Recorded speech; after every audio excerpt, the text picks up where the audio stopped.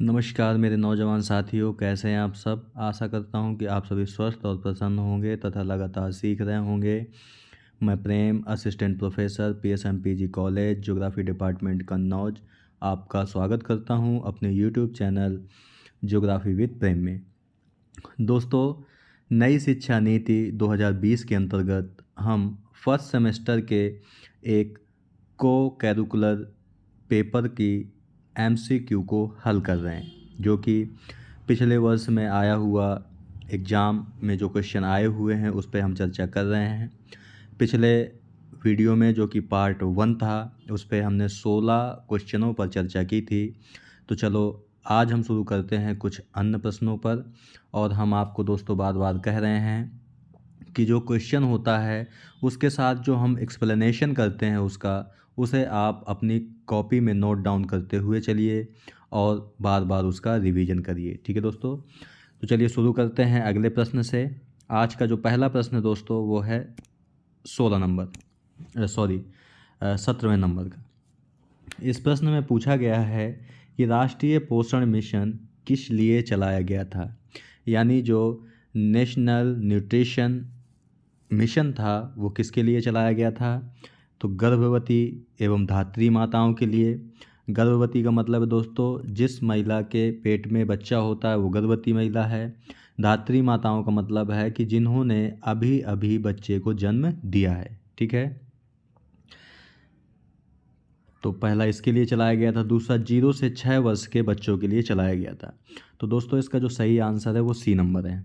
यानी कि जो राष्ट्रीय पोषण मिशन था आपका, ठीक है, वो गर्भवती एवं धात्री माताओं के लिए और 0 से 6 वर्ष के बच्चों के लिए चलाया गया था। ठीक है, राष्ट्रीय पोषण मिशन से संबंधित कुछ और जानकारी हम यहीं पर चर्चा कर लेते हैं। इस मिशन की जो शुरुआत हुई थी वो शुरुआत हुई थी 8 मार्च 2018। ठीक है, राष्ट्रीय पोषण मिशन 8 मार्च 2018 को चलाया गया था। ठीक है, और आपको पता होना चाहिए कि 8 मार्च को विश्व महिला दिवस मनाया जाता है। ठीक है, यानी विश्व महिला दिवस के दिन यानी 8 मार्च 2018 को राष्ट्रीय पोषण मिशन की शुरुआत की गई थी। तो ठीक है, तो इतनी जानकारी आपको याद रखनी है कि विश्व महिला दिवस 8 मार्च को मनाया जाता है। ठीक है, और राष्ट्रीय पोषण मिशन 8 मार्च 2018 को चलाया गया था और ये गर्भवती एवं धात्री माताओं के लिए व 0 से 6 वर्ष के बच्चों के लिए है। ठीक है, चलते हैं अगले प्रश्न पर। 18वें नंबर का प्रश्न है दोस्तों कि शरीर की रोगों से संघर्ष करने की शक्ति को क्या कहते हैं। यानी शरीर के अंदर ऐसी कौन सी क्षमता होती है जिसके द्वारा वह हमें रोगों से बचाता है। ठीक है, तो उस शक्ति को हम कहते हैं रोग प्रतिरोधक क्षमता यानी कि इम्यूनिटी। ठीक है, तो इसे आपको याद रखना है। इसके बाद 2 शब्द और हैं आपके। एक है आपका इनक्यूबेशन पीरियड यानी उद्भवन अवधि, दूसरा है डिजिनफेक्शन यानी कि निसंक्रमण। ठीक है, तो ये होता क्या है दोस्तों। जो आपका उद्भवन अवधि होती है उसका मतलब होता है कि मान लीजिए कोई ये इंसान है, ठीक है, और ये किसी जीव के संपर्क में आता है, यानी किसी जीवाणु के संपर्क में आता है और संपर्क में आने के बाद उस रोग के लक्षण स्पष्ट होते हैं यानी कि दिखाई देते हैं। तो इनके बीच की जो अवधि होती है वही कहलाती है उद्भवन विधि। यानी कि किसी रसायन या जीवाणु के संपर्क में आना और उसके रोगों के लक्षण स्पष्ट होने के जो बीच की अवधि होती है वो होती है उद्भवन यानी इनक्यूबेशन पीरियड। ठीक है, और निसंक्रमण यानी कि डिजिनफेक्शन क्या होता है। तो ये दोस्तों एक प्रक्रिया है यानी कि प्रोसेस है किसकी, तो बैक्टीरियाओं को मारने के लिए। बैक्टीरिया मारने की जो प्रक्रिया है उसे हम कहते हैं डिजिनफेक्शन यानी कि निसंक्रमण विधि। ठीक है, तो ये भी आपको याद रखना है। इसके बाद दोस्तों 19वें नंबर का प्रश्न है कि श्वास संबंधी रोगों का मुख्य कारण क्या है। यानी कि जो आपका रेस्पिरेटरी सिस्टम है, जैसे हम सांस लेते हैं और उसे बाहर छोड़ते हैं, और आपको पता होना चाहिए कि जो मानव है वह जब सांस अंदर लेता है तो वह O2 यानी ऑक्सीजन लेता है, ठीक है, और CO2 को बाहर निकालता है। यानी हम जब सांस लेते हैं तो ऑक्सीजन लेते हैं, और जब सांस बाहर छोड़ते हैं तो कार्बन डाइऑक्साइड को बाहर छोड़ते हैं, ठीक है। तो सांस संबंधी रोगों का मुख्य कारण क्या है? वायु प्रदूषण व धूम्रपान। तो दोस्तों एयर पोल्यूशन भी इसका कारण है और स्मोकिंग, दोनों इसके प्रमुख कारण हैं। यानी कि इसका जो सही आंसर है वो सी नंबर है। वायु प्रदूषण से भी श्वास संबंधी रोग होते हैं और धूम्रपान यानी स्मोकिंग से भी होते हैं, ठीक है। तो कुछ दोस्तों जो श्वास संबंधी रोग हैं उनके नाम भी हम देख लेते हैं। सबसे पहले है दोस्तों फेफड़े का कैंसर, फेफड़े का कैंसर, ठीक है। दूसरा है आपका अस्थमा, अस्थमा भी वायु प्रदूषण से होता है। इसके बाद है आपका टीबी, ठीक है, टीबी या इसे हम क्षय रोग के नाम से भी जानते हैं, टीबी या क्षय रोग। इसके बाद है आपका वात स्फीति, वात स्फीति, ठीक है। तो ये जो प्रमुख रोग हैं ये स्वास्थ्य से संबंधित हैं। कौन कौन से? फेफड़े का कैंसर, अस्थमा, टीबी यानी कि क्षय रोग और वात स्फीति, ये प्रमुख स्वास्थ्य संबंधी रोग हैं, ठीक है।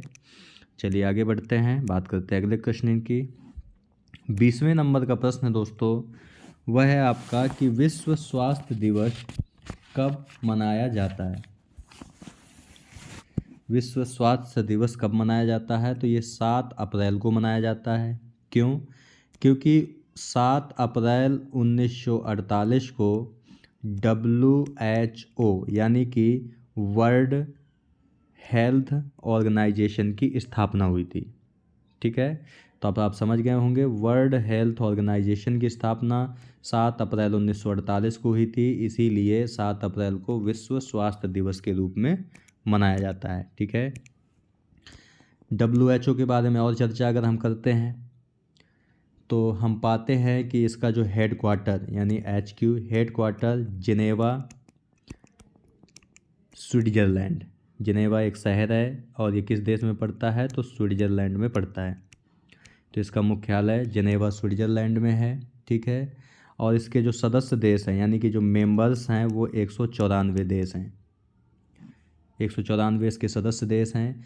और इसके जो हेड हैं उनका नाम क्या है? तो उनका नाम है टेड्रोस अघानो गिब्रिनियस, ठीक है।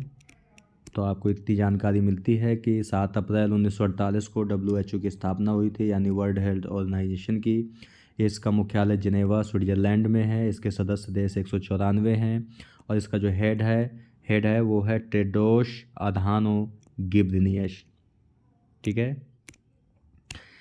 बढ़ते हैं अगले क्वेश्चन की तरफ। 21वें नंबर का प्रश्न दोस्तों वह है कि रिकेट्स नामक रोग किस विटामिन की कमी से होता है, ठीक है। यानी कौन सी ऐसी विटामिन है जिसकी कमी से रिकेट्स नामक बीमारी होती है? तो इसका जो दोस्तों सही आंसर है वो है डी नंबर, यानी विटामिन डी की कमी से रिकेट्स होता है, ठीक है। तो इसके अलावा जो और भी विटामिन डी हुई हैं उनसे भी देख लेते हैं कौन कौन सा रोग होता है। तो बी की कमी से जो रोग होता है उसका नाम है बेरी, डी की कमी से रिकेट्स हो गया, बी की कमी से बेरी। सी की कमी से दोस्तों होता है स्कर्वी रोग, ठीक है। विटामिन ए की कमी से होता है रतौंधी,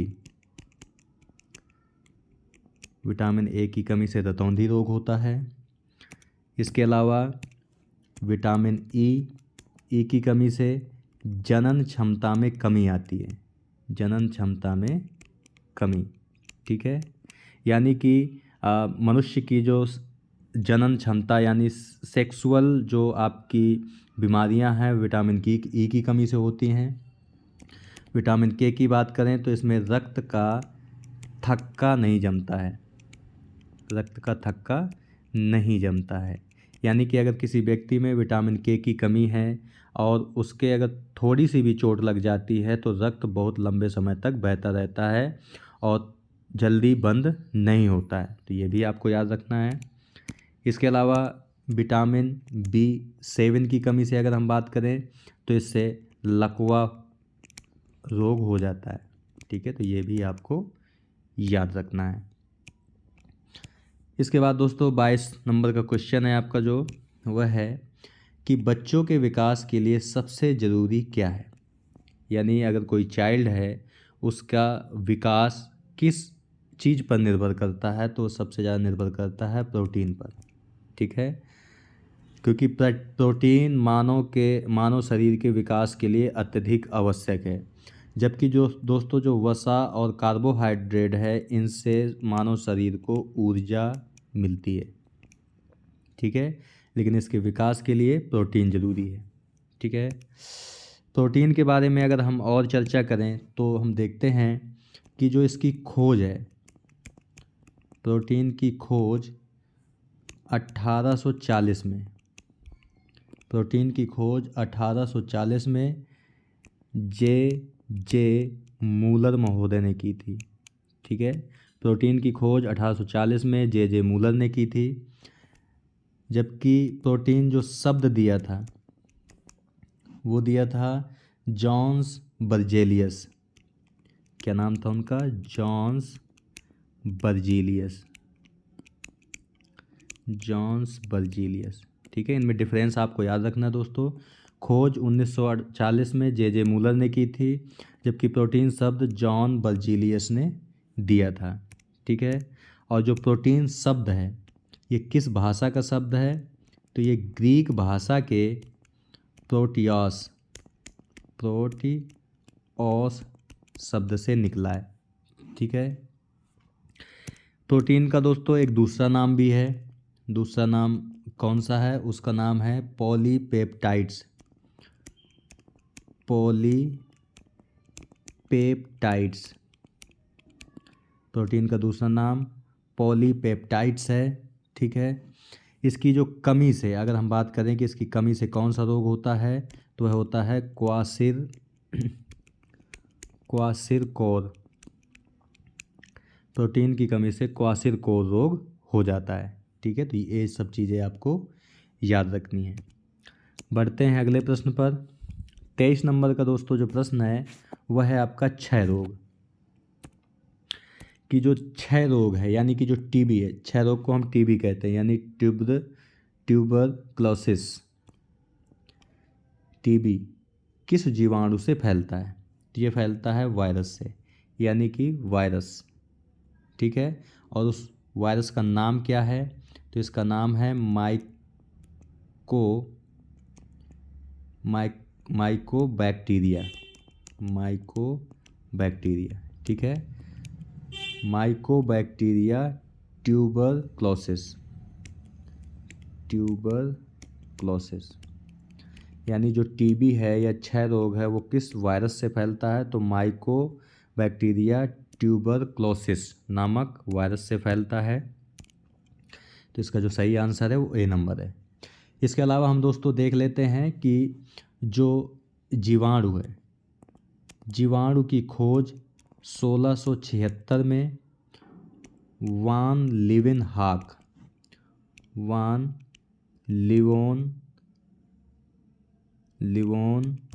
हॉक महोदय ने की थी। यानी जीवाणु की खोज किसने की थी? वान लियोन हॉक महोदय ने की थी 1676 में, ठीक है। जीवाणु यानी कि बैक्टीरिया की खोज। अगर हम जीवाणु से होने वाले रोगों की बात करें तो कुछ और रोग हैं जो जीवाणुओं से फैलते हैं। कुछ प्रमुख हैं, जैसे कि आपका है टिटनेस भी जीवाणु से फैलता है। टीबी की बात हमने कर ही ली।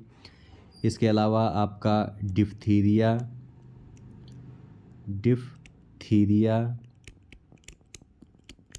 ठीक है। हैजा भी आपका जीवाणु से ही फैलता है। हैजा के बाद है आपका प्लेग, ठीक है। टाइफाइड भी आपका जीवाणु से होने वाला रोग है। प्लेग भी होता है, ठीक है। इसके अलावा दोस्तों एक और रोग है जिसका नाम है कुष्ठ रोग, ठीक है। और एक और नाम है सिफिलिस। ठीक है, तो ये भी आपको याद रखना है कि जीवाणु से होने वाले रोगों के नाम, यानी ये सब वायरस से फैलते हैं। इसके बाद 24 नंबर का प्रश्न है दोस्तों कि गर्भवती स्त्री को अतिरिक्त कैलोरी की मांग, यानी कि गर्भवती स्त्री को कितनी कैलोरी की मांग रहती है। कैलोरी आपको पता है कि ये ऊर्जा की मात्रक इकाई है, यानी ऊर्जा को किस में मापते हैं, तो कैलोरी में मापते हैं। तो कितनी कैलोरी गर्भवती महिला को लेनी चाहिए, यानी कि जिसके पेट में बच्चा है अगर, तो वह उस माँ को कितनी कैलोरी लेनी चाहिए, तो लगभग 200 कैलोरी उसे पर डे के हिसाब से लेनी चाहिए। ठीक है, क्योंकि माँ को भी ऊर्जा की ज़रूरत है और बच्चे को भी, तो दोनों के लिए 200 कैलोरी पर्याप्त है। इसके बाद अगला क्वेश्चन है 25 नंबर का कि प्रतिरक्षा बढ़ाने के लिए शामिल है, यानी कि प्रतिरक्षा यानी रोग प्रतिरोधक क्षमता, यानी कि इम्यूनिटी बढ़ाने के लिए एक मनुष्य को क्या क्या करना चाहिए, तो उसे पौष्टिक भोजन करना चाहिए। पौष्टिक भोजन का मतलब जिसमें विटामिन्स भी हों, प्रोटीन भी हो, ठीक है, वैसा भोजन करना चाहिए उसे। अच्छी नींद लेनी चाहिए, लगभग 7 से 8 घंटे की उसे नींद लेनी चाहिए। उसे उचित व्यायाम करना चाहिए, यानी कि एक्सरसाइज भी लगातार करनी चाहिए। ठीक है, तो इसका जो सही आंसर है उपर्युक्त में से सभी, यानी एक इंसान को अच्छे तरीके से स्वस्थ रहने के लिए इतनी सारी ज़रूरतों की आवश्यकता होती है। इसके बाद है दोस्तों कि विटामिन सी। विटामिन सी की आपूर्ति के लिए क्या खाना चाहिए, यानी कि विटामिन की कमी अगर हमारे शरीर में हो गई है तो हमें किन चीज़ों का सेवन करना चाहिए, तो इसमें नींबू, आंवला, इन दोनों का करना चाहिए, यानी कि सी नंबर सही है इसका, ए और बी। दोस्तों जो विटामिन सी है वो खट्टे फलों से प्राप्त होता है। खट्टे फल, आपके खट्टे फल जितने होते हैं उन सब में विटामिन सी की ही प्राप्ति होती है।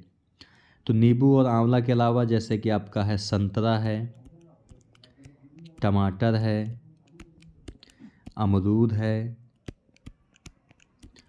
ठीक है, इनसे भी आपका विटामिन सी की ही प्राप्ति होती है। अगर हम विटामिन सी के बारे में और बात करें तो विटामिन सी का जो वैज्ञानिक नाम है, यानी कि साइंटिफिक जो नेम है, वो है आपका एस्कॉर्बिक एसिड, ये इसका वैज्ञानिक नाम है। ठीक है, एस्कॉर्बिक एसिड। और विटामिन सी की कमी से आपको पता है कि स्कर्वी रोग होता है, तो ये भी आपको याद रखना है। ठीक है, बढ़ते हैं हम अगले प्रश्न पर, जो कि हमारा 27वें नंबर का प्रश्न है कि शिशुओं को कैल्शियम और फास्फोरस की आवश्यकता होती है, यानी कि एक जो बच्चा है उसको कैल्शियम और फास्फोरस की आवश्यकता क्यों होती है, तो प्रमुख रूप से मजबूत दांत और अस्थियों के लिए कैल्शियम और फास्फोरस की आवश्यकता होती है। ठीक है, यानी कहने का मतलब है जो इंसान की हड्डियां होती हैं, जो हड्डियां होती हैं वो कैल्शियम और फास्फोरस की ही बनी होती हैं। तो एक शिशु के लिए हो या इंसान के लिए हो, कैल्शियम और फास्फोरस की ही आवश्यकता होती है। रोगों से बचाव के लिए अभी ऊपर बताया कि पौष्टिक भोजन करना चाहिए, अच्छी नींद लेनी चाहिए, ठीक है, व्यायाम करना चाहिए। रक्त के निर्माण के लिए यानी हीमोग्लोबिन के लिए हमें हरी सब्जियों का सेवन करना चाहिए। ठीक है, और मजबूत दांत और अस्थियों के लिए तो आपको पता ही चली गया कि कैल्शियम और फास्फोरस की आवश्यकता होती है। इसके बाद दोस्तों कि खाद्य पदार्थों को कितने मूल खाद्य समूहों में बांटा गया है। How many basic food groups are items divided into, food item divide into, यानी कितने प्रमुख खाद्य समूहों को बांटा गया है। तो दोस्तों इसका जो सही आंसर है वो 5, यानी कि जो खाद्य पदार्थ हैं आपके उन्हें 5 प्रमुख समूहों में विभाजित किया गया है। और वो 5 समूह कौन से हैं आपके, तो पहला है इसमें आपका अनाज, ठीक है, दूसरा है आपका फल, तीसरा है आपका सब्जियां, चौथा है आपका मांस और पांचवा है आपका दूध। ठीक है। जो प्रमुख खाद्य समूह हैं आपके वो 5 हैं, अनाज, फल, सब्जियां, मांस और दूध, ठीक है। इसका जो सही आंसर है वो ए नंबर है। इसके बाद 29वें नंबर का प्रश्न है दोस्तों कि मधुमेह रोग का लक्षण क्या है। मधुमेह यानी कि डायबिटीज। तो मधुमेह का जो प्रमुख लक्षण है वह वजन घटने लगता है, रोग प्रतिरोधक शक्ति में कमी आती है, अधिक भूख और प्यास लगना, ठीक है। यानी कि जिस व्यक्ति को डायबिटीज़ है यानी कि मधुमेह है उसे वजन भी घटता है, उसका रोग प्रतिरोधक भी क्षमता घटती है, अधिक भूख भी लगती है और प्यास भी लगती है, ठीक है। तो ये सभी इसके लक्षण हैं। मधुमेह के बारे में अगर हम और बात करें तो मधुमेह की जो खोज है वह 1921 में बेटिंग और बेस्ट महोदय ने की थी, ठीक है। तो मधुमेह की खोज 1921 में बेस्ट महोदय ने की थी। और मधुमेह जो होता है वो किसकी कमी से होता है, तो इंसुलिन की कमी से होता है। यानी जो मधुमेह या डायबिटीज़ की बीमारी है वो इंसुलिन की कमी से होती है। मधुमेह की खोज आपको बता ही दी कि 1921 में बेटिंग और बेस्ट महोदय ने की थी। और जो दोस्तों इंसुलिन होता है आपका, उसमें जो प्रमुख धातु होती है वो कौन सी होती है, तो वो आपकी होती है जिंक, ठीक है, जिंक होती है। और अगर हम बात करें कि इंसुलिन बनता कहाँ पर है, तो इंसुलिन जो बनता है आपका वो आग्नाशय में बनता है। इंसुलिन आग्नाशय में बनता है, ठीक है। और 14 नवंबर को विश्व मधुमेह दिवस मनाया जाता है। विश्व मधुमेह दिवस मनाया जाता है, ठीक है। तो इतनी सारी जानकारी आपको इस प्रश्न से भी प्राप्त होती है। इसके बाद दोस्तों 30वें नंबर का जो प्रश्न है आपका वो है कि इनमें से कौन सा शिशुओं के लिए मुख्य भोजन है। यानी जो बच्चे होते हैं इन्फेंट्स का मतलब होता है दोस्तों जो 0 से 6 महीने के बच्चे होते हैं वो आपके शिशु होते हैं, ठीक है। और जो 6 महीने से ऊपर आते हैं वो चिल्ड्रन हो जाते हैं आपके। तो 0 से 6 महीने के बच्चों के लिए क्या प्रमुख रूप से देना चाहिए, उनका मुख्य भोजन क्या है, तो वो आपका है दूध। वो भी किसका, माँ का दूध 0 से 6 महीने के बच्चों के लिए प्रमुख भोजन होता है, ठीक है। जो बच्चे माँ का दूध शुरू में अच्छा प्राप्त कर पाते हैं उनके पूरे जीवन में रोग प्रतिरोधक क्षमता बहुत अच्छी रहती है, ठीक है। आज के समय में व्यस्त लाइफ स्टाइल के कारण बच्चों को ऐसा नहीं हो पाता है, यानी माँ का दूध प्राप्त नहीं हो पाता है, जिससे उन्हें विभिन्न प्रकार की बीमारियों का सामना बड़े होने पर करना पड़ता है, ठीक है। तो शिशुओं के लिए प्रमुख भोजन आपका दूध है।